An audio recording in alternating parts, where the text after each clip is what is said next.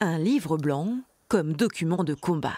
Dans cette nouvelle région déséquilibrée, Poitiers fait figure de petit hôpital à côté de Bordeaux. Alors, la menace est prise au sérieux.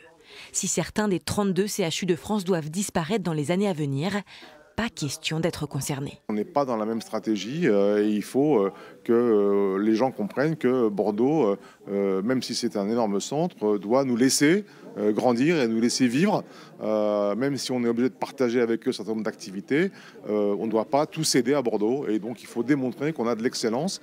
Il faut donc conserver ce statut d'excellence, recruter des collaborateurs à la hauteur de cette réputation, renforcer les liens avec l'université et voir plus loin.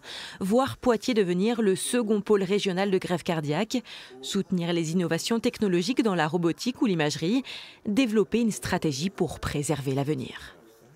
Ce sont des axes forts de développement. Ce n'est pas seulement des projets, c'est l'affirmation d'une nécessité de réaliser ce qui est dans le livre blanc pour que nous restions CHU, tant sur le plan de l'innovation que sur le plan de la recherche.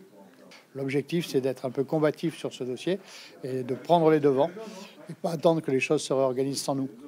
Le CHU de Poitiers n'attend pas. Dans quelques mois, il devrait obtenir une des toutes premières plateformes d'imagerie médicale à application clinique en France. Donc le pari de l'hôpital, c'est de dire on a un axe de recherche fort en imagerie médicale, on augmente la dotation, les dotations financières, on recrute davantage de gens et on approfondit le domaine de recherche. Ce qui va s'illustrer ici dans ce labo-là. Dans ce labo-là.